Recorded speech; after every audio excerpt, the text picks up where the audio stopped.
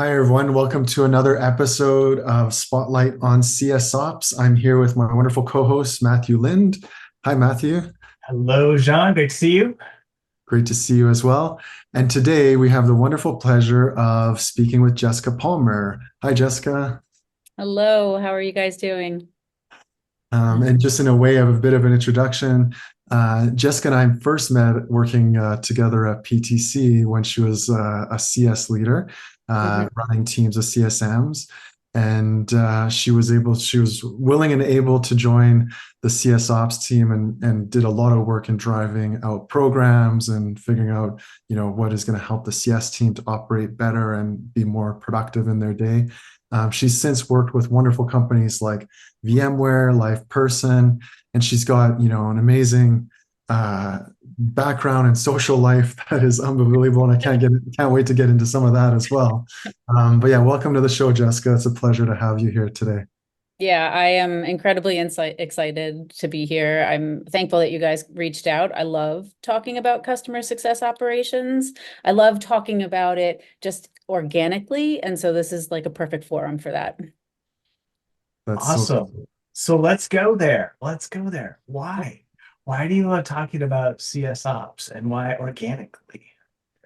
I don't know. I feel like it's a necessary successful journey, but it's a necessary evil, right? So you have the good and the bad. You have to accomplish so much in such a short period of time with customer success operations without even knowing what you need to do. And so you're constantly bobbing and weaving. And to be able to tell that to one, people who might not understand what customer success operations is and the history of our role, just in the industry itself.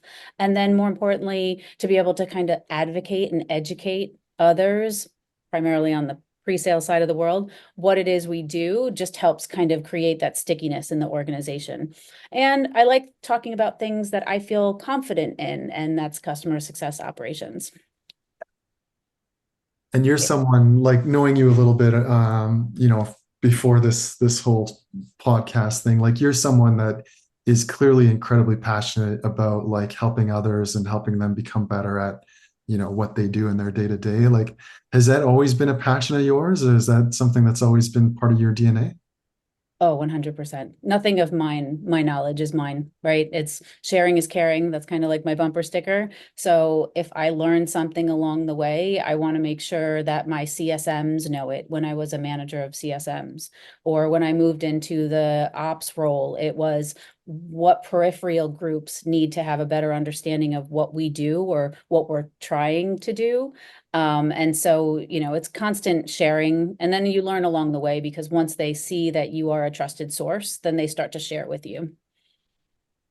And I suspect like that was probably core to your DNA as a CS leader, right? Just leading with empathy and compassion and kind of. Oh my goodness. I actually think that that is an amazing trajectory, right? Being an individual contributor in customer success. Now, this isn't always the path, right? But this is kind of like how people end up in ops or any ops role in general. It's you've done the dirty work, you understand the need of the customer, and then you've gone into a manager position. And the manager position in any organization is probably the hardest because they have to manage up and manage down, but then being able to take that understanding of what your executives are looking for, what the board or the street is looking for, and then have the empathy of the CSMs, that makes like a unicorn for customer success operations, honestly. Mhm. Yeah. A lot of management there. Whether you're Mhm. as a manager leading directly or if you're in ops, I think you're still managing, even if you're a team of one or an individual Yeah. contributor, still managing. So what are some of the, I mean, you've done this for a long time, which is much to your credit. You've been on several stages, had the spotlight on you. So I just feel like you're one of those folks that really has a great grasp on what's going on in the space of CS ops. So Mhm. tell us some of the patterns you have observed over the years you've done this. Where do you think we've been and maybe where do you think we're going as an industry? Yeah, I that's an amazing question that has like so many different dynamics. So hopefully I'll be able to touch upon it in some small aspect. So if we think back to let's go all the back to wait to 2014 when like Gainsight sort of originated, right? And it popped up and customer success management became the new version because before it was just enablement manager or engagement manager relationship. But all of a sudden there was this new keyword and we were using it. And it was like, how do we share that information to the organization? How do we get a better understanding of how we communicate with our customers?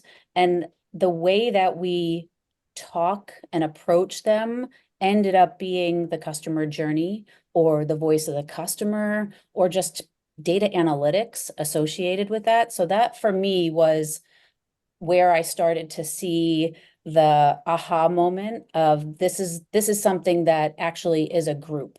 Somebody that's going to look at the systems. Do we have best in class systems? And if we don't, what do we need to do to fix it? And we're always fixing data because data is always dirty. And two, what do we need to do from an enablement perspective so our CSMs are strong? So do they understand their processes and procedures? And then more importantly, the thing that I've found is like the baseline is the analytics. What do we need to do from an analytics perspective? And I would love to see if we think 2, 3, 5 years out from now, customer success operations at the elementary level, having a better understanding of analytics on an analytics engine, such as like Power BI or Click or Tableau, whatever the flavor of the organization is. For me, over my career path, that has been my deficit. And so if we encourage this new group of CS ops people coming in to do that as like a parallel education path, like the power that they will have is going to be like so extraordinary. Mhm. That's a great like skill set because like yeah, we all Yeah. learn on the job, but it would be nice to kind of get started with that, come with that in the Rolodex or whatever, come that with that in the tool belt already. Is Yeah. there anything else that comes to mind that you'd think that newcomers to the field would should have as part of their tool belt? Oh my goodness. An understanding of when change occurs, how that impacts the organization, not just from a tactical perspective, but from an emotional perspective. And this kind of really shone its light after COVID, where people were just, they were flat. They were just, I can't Mhm. take on anymore. And so coming to the organization with emotional intelligence and reading the room and maybe the art of negotiation so that your job and the objectives that you want to achieve can fall nicely to the team members that you're supporting or Matthew, how you said before is like your employees that you are related to, even though you don't own them. Just having that kind of awareness, I think, is like so critical to our role.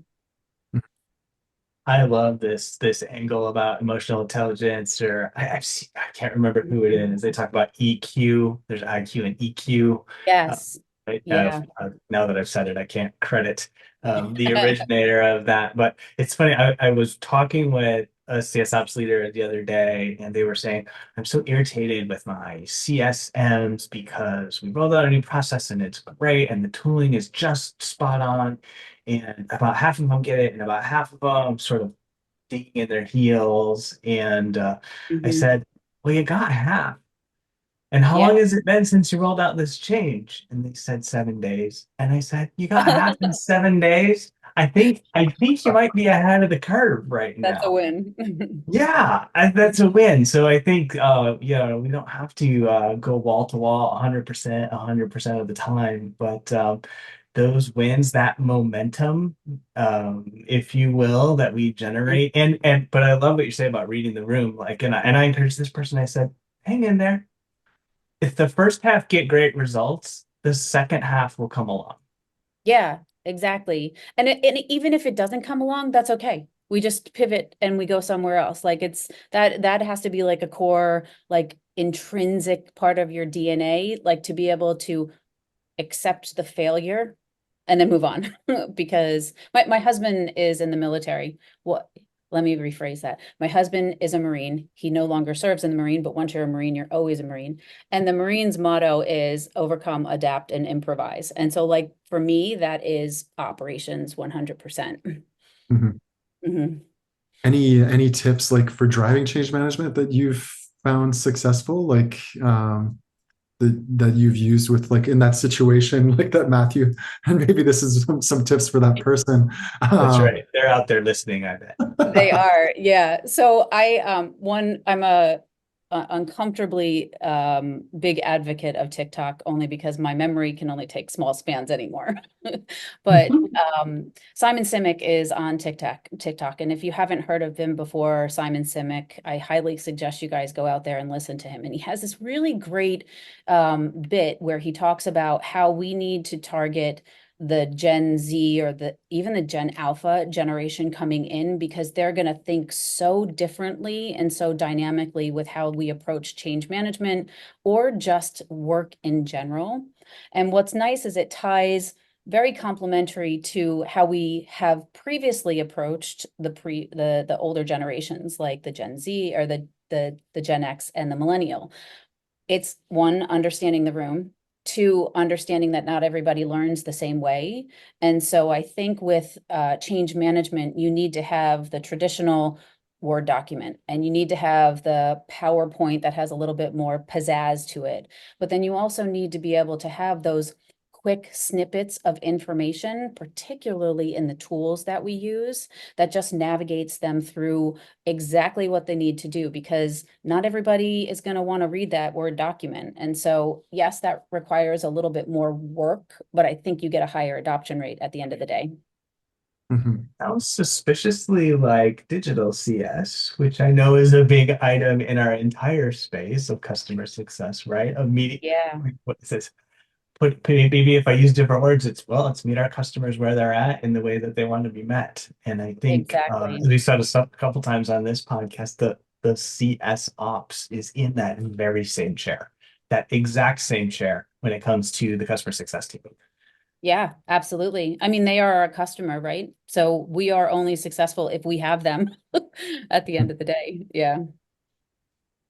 No, these are all great questions.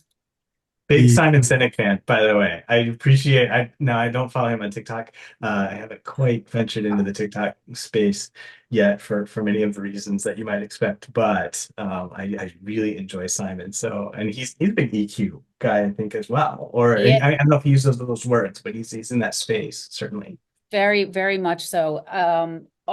Strangely enough, every organization that I've gone to so far, and I try not to jump around, but I always go in and ask the one question: have you guys listened to his 15-minute YouTube video that talks about the why? And I think PTC was really good at just educating people on this. Your why is, why do you get up in the morning? And it's not because you have a job, and it's not because you are getting paid by them, by the company. Your why literally is like, I get up in the morning because I need to support my family, or my why is I want to be able to travel the world. How you do it is through your job, and then where you do it is your job, and then how you do it is through customer success operations, right? And so that kind of like that frame of mindset has helped me approach new stakeholders when I have to deal with them in the organization that might not understand the benefit that I'm providing to the post-sales world. And that also allows me to kind of like just break the ice and have a bond with them and get to know them, because I think the stronger your relationships are with people, the more profit you can provide to the company. That's so important, and that alignment, I think, like if you can align on the why, then the next step is a lot easier, right? Because you've already Yeah. know what the North Star looks like, or what that kind of mission critical goal might be, or where you're going. And so I find that's so incredibly important. And most sometimes, especially like newcomers to CS ops, focus more on the what are we doing, or Right. being the kind of ticket in, like let's just get things done and make sure that we can kind of keep the pipeline moving of change or whatnot. But change is really hard when there's no why, and so Yeah. that's so Or important. when the how constantly changes, right? And so understanding your stakeholders, and let's be real, in customer success operations, if you're not in that world yet, you have to get used to things changing every quarter. You hope that they don't change every quarter, but they intrinsically do. And so then having that conversation with your stakeholders in the kind of like peripheral group of everybody, going to them and understanding what their why is and what they need to achieve is going to help you then build the right solutions, particularly if you're in strategy and customer success ops. That is such gold, Jessica, Yeah. right there. And thinking about, well, the how might change quarter by quarter. Uh, I know I Mhm. just lived in one of those how changes. Oh, we reorganized. We unfortunately in this world it's we maybe reduce the staff. Um, but Mm. if that why stays put, or at least changes less, then you give a much greater chance of success, even if the Yes, how is sort of shifting around. Maybe it's a pendulum. The why is staying put, and the how is the pendulum swinging back and forth. So it's exactly. centered around that why. Yeah. Yeah. Always have to bob and weave, adjust constantly. What other than just, I think I told someone this or I wrote about it. It's like, well, you can be a 4-year-old and just keep asking why. Why are you doing that? Oh, why are you doing that? Why are you doing that? Other than that approach, what do you suggest as CS ops who want to move maybe out of the order taker role and into the strategic role, or out of the how and the what and more toward the why? So I want to pause and just make sure I understand the question. So it's kind of like they're already in a customer success role today, maybe tactically, but now they want a career trajectory. Where can they can go and grow? Is that right? Yeah, they want a now I can't say Such it, a a hard career word. trajectory, but maybe they don't want to just be the person who's processed, to John's point earlier, processes tickets, adding fields to the Yeah, CSP, but yeah, is really like a driving and influential force on where the company's going. yeah. So, what's your advice to someone who wants to make that mental leap out of the order taker and up towards the strategic or the why person? Yeah, that for me, that resonates to me being a manager, right? It's understanding what my core competencies are of myself, the individual, and maybe the department.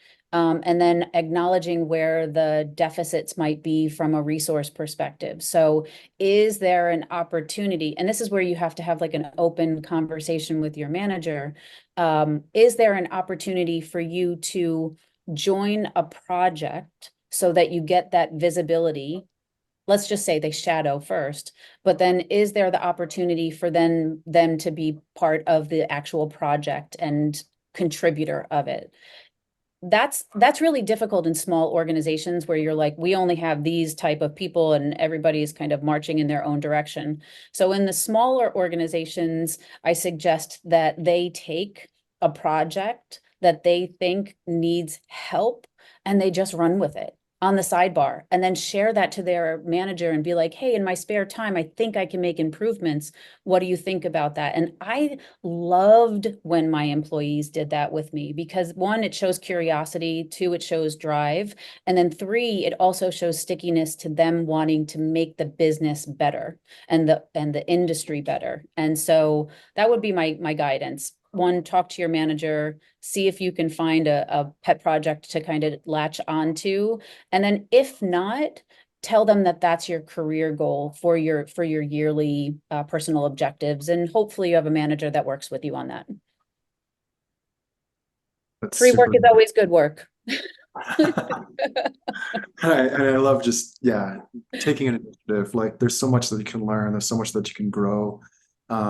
And it makes complete sense. Is there any key projects that I don't know you've worked on in the last little while, or maybe that you're planning in the future that you've been like the most excited about, or that you've seen someone do that you thought was just the absolute coolest thing, or Yeah, I'm not going to lie. For me right now, it's the data analytics because I feel like that is such a deficit in my wheelhouse that I have this appetite. Now, unfortunately, I have a Mac, which means I am slightly limited in the tools that I can use. But I really just want to be able to, I want to be able to solve for that immediate question when my leaders come to me and say, you need to bring these 5 components together and then give me what that data is, because we need to report it to the board or the street. And unfortunately, right now I'm in a very small shop, so I'm just one person. So that for me probably that's my stretch goal that I want to be able to solve for. But I think that that's kind of duplicative in any customer success operations goal, even if you're in the strategy goal, right? It could be you want to understand something that is on the product side and that makes you excited. How do you get involved with them? So yeah, if you have any tips on how to use Power BI on a Mac, let me know. I don't know if I have, but I unfortunately have a PC. Yeah. But I have a Mac on my personal side. But yeah, I think so much of the future of customer success ops, or just customer success in general, is all about data. I think there's been reams and reams of data that we've been collecting over the years. Yep. Leveraging that, making sure that we're driving the right insights and driving the right action is so critical. We've been talking to a few other folks that are coming more from a heavier data side, and they're all saying the same thing, like data is power, and it's going to help us lead CS and drive, those expansions, the value, the Oh, retention. absolutely. So, Yeah. so that makes total Yeah. sense. I would also like to get into Chat GPT, because I feel like that's the movement anywhere in any industry and vertical. I'm a little hesitant to jump in, but I know it can help in playbooks and writing them and your scripting and your email configuration just for a baseline. I don't know, maybe that's kind of like the old school that I need to let go. I've dabbled a little bit, and I share your hesitancy. What I did the other day, actually in a change management exercise, I had a bunch of notes that Okay. I had typed up, and I'm like, this is too long.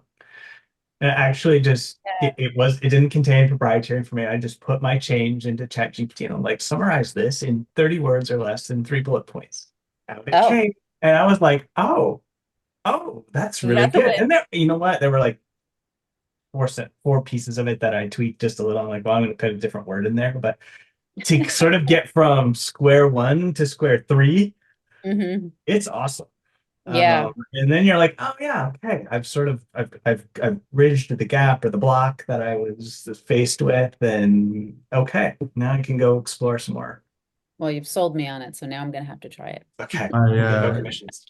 I think from that aspect of it, I jumped into ChatGPT pretty early on, and I think that, yeah, from the aspect of, like, especially, like, I come, my background's French, English was my second language. I always have felt that, like, writing eloquently is not my forte. Yeah. And from that aspect, like, figuring out how to write a sentence and asking them, like, give me 3 versions, give me a more eloquent version, give me a more, succinct version, or whatever. There's so many options, and so I feel like I've been learning a lot, actually, from ChatGPT.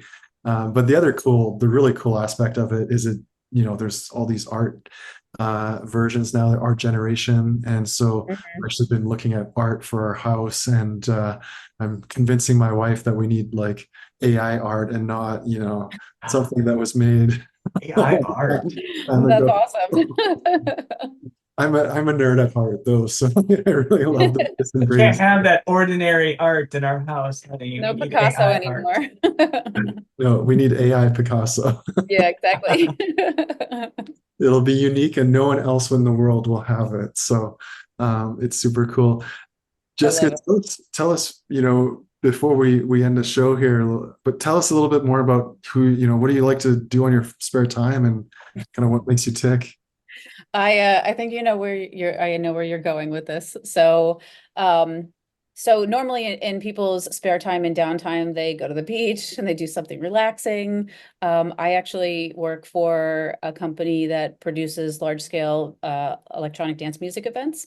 And so I work 3 events a year. The largest one brings in 450,000 people over the course of a weekend. And so for me, operations, logistics, I am fascinated, like oozing fascination in how they conduct a business that pops up a city, brings in over 250 DJs alone, has a staff of over almost 10,000 people, and then all of the patrons that attend the event. I've worked multiple different positions over the last 12 years. Now I get to work with the artist, which is awesome because now I can see, who they are, what they provide to the world in terms of entertainment, and then get them to the stage on time. And then in my other spare time, I have a son who's 15, who is a gymnast. So we just got back from a meet in Orlando. He's a competitive gymnast. We're there 20 hours a week in the gym.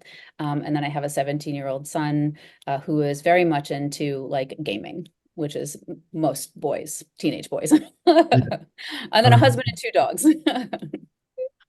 That's so cool. I love the connection to operations. I did some Yeah. event management, and it wasn't electronic dance music, but I've been a part of jazz festivals and helping to like build out operations and working with the Olympics in Oh, Vancouver. it's so There's amazing. so many like Hmm. similarities and how you grow a team in that side versus how you do it in a SaaS perspective. There's so many similarities that converge. So that's super Yeah. cool. Yeah. And in the roles that I've had over the years, a lot of it has been customer focused, right? Now they're called headliners, or they're called patrons, or like just individuals who like music, but you have to fix issues for them. And so I don't see any difference between that and operations when an executive comes to you and says you need to fix this. It's just one's on computer and the other one is, in a large scale venue. Yeah. So cool. Well, it's been an absolute pleasure having you on the show. Absolutely. Really excited to kind of hear your story and your journey and get some of your insights into what you've learned along the way and some insights for the future. So thanks again for joining us today. Yeah, Thank you, absolutely. This Jessica. was It's been a super pleasure. fun. Absolutely. Loved it.